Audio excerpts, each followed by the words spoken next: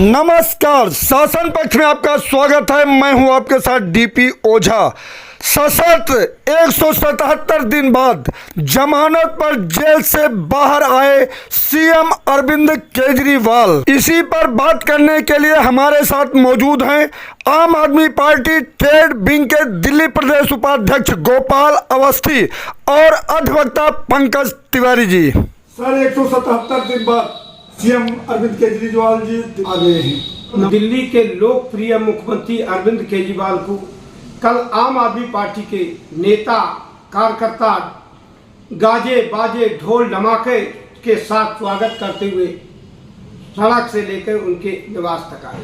BJP सरकार ने अरविंद केजरीवाल के साथ जो व्यवहार किया वो दिल्ली की जनता पूरा देश जानता है। तानाशाही को झुकना पड़ा और झुकाने वाला आया और झुकाने वाले ने तानाशाही को झुका दिया। अरविंद केजरीवाल ने दिल्ली नहीं पूरे देश को एक संदेश दिया है कि ऐसा इतिहास में पहली बार दिल्ली के मुख्यमंत्री अरविंद केजरीवाल को जेल में रखने के बाद दिल्ली वालों को जो कष्ट हुआ, दिल्ली की जो प्रगति को रोका गया, ये सब बीजेपी की चाल थी।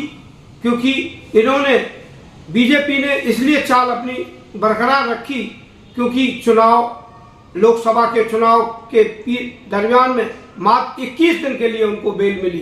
कई स्टेट में चुनाव चल रहा है। अरविंद केजरीवाल आने से ना कि दिल्ली के बाद जो हरियाणा, पंजाब या अदर स्टेटों में सारी खुशियों की लहर है।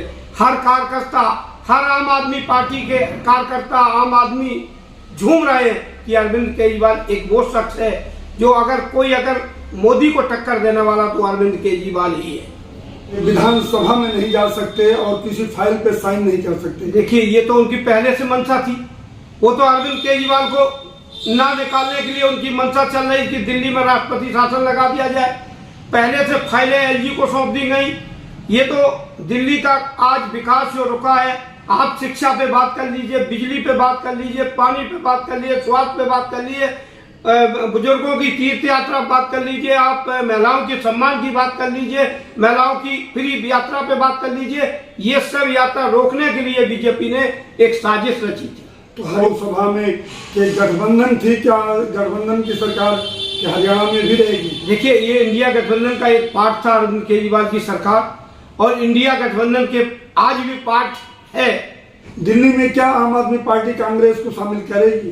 देखिए, दिल्ली में पहले सरकार आम आदमी पार्टी की थी और पूर्ण बहुमत से थी। इतिहास में पहली बार ऐसी सरकार बनी जिसने पहली बार 67 सीट ली, दूसरी बार 62 सीट ली। तो दिल्ली में तो कोई ऐसा बनता नहीं कि दिल्ली में गठबंधन करने की जरूरत हो, क्योंकि दिल्ली में तो चौथी बार भी सरकार आम आदमी पार्टी की आनी है।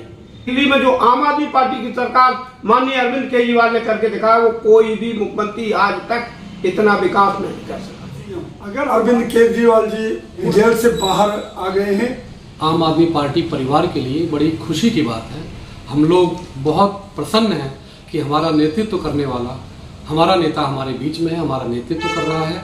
पार्टी का वरदहस्त, पार्टी पर उनका वरदहस्त है, पार्टी का नेतृत्व कर रहे हैं। और हम दिल्ली विधानसभा चुनाव में बहुत मजबूत तरीके से जाकर के और फिर से भारी बहुमत के साथ तीसरी बार अपनी सरकार दिल्ली में बनाई। ईडी के मामले में जिस दिन उनको जमानत दी गई, भारतीय जनता पार्टी ने उनको बाहर आता हुआ देख के अपने तोते से, जिस पर सुप्रीम कोर्ट ने भी टिप्पणी की, सीबीआई से उनको जेल में ही रिहाई से पहले गिरफ्तार करवा लिया। और उस मामले में सीबीआई के मामले में उनको माननीय सर्वोच्च न्यायालय ने जमानत दी है और ये पूरी तरह मेरिट पर आधारित मामला है। उनका जमानत का अधिकार बनता था।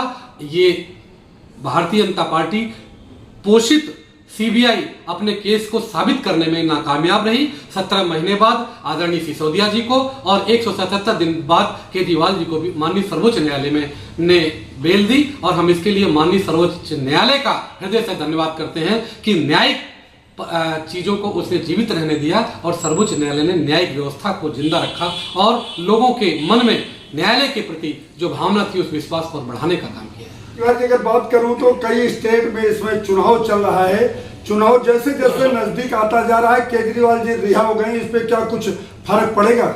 हम एक राजनीतिक दल के रूप में जहां भी हम मजबूत हैं वहां हम चुनाव लड़ेंगे और अपने हम एक राष्ट्रीय पार्टी के रूप में स्थापित हो गए हैं और इसलिए राष्ट्रीय स्तर पर चुनाव लड़के अपने कार्यकर्ताओं को और अपने लोगों को स्थापित भी करना पड़ेगा और एक राष्ट्रीय पृष्ठभूमि पे हर राज्य में हमें अपनी उपस्थिति दर्ज करा के वहां की लड़ाई लड़नी है और किसी भी राज्य को कोई भी उपलब्धि देने के लिए या वहां के जनमानस के कसौटी पर खरा उतरने के लिए वहां की सत्ता में होना एक राजनीतिक पार्टी के लिए बहुत आवश्यक होता है। इसलिए हमें चुनावी समर में भी उतरना पड़ता है। इसी बात को ध्यान में रखते हुए हम हरियाणा में भी चुनाव लड़ रहे हैं और भविष्य में जहां जैसी परिस्थितियां बनेंगी हम चुनाव लड़ेंगे। इंडिया गठबंधन का हम हिस्सा थे हैं और जहां हमें जरूरत पड़ेगी वहां हम व्यवहारिक रूप से मित्रवत लड़ाई भी लड़ेंगे और जहां हम मजबूत हैं अपने संगठन या कार्यकर्ताओं की आवाज पर हम वहां पर स्वतंत्र रूप से भी चुनाव लड़ेंगे।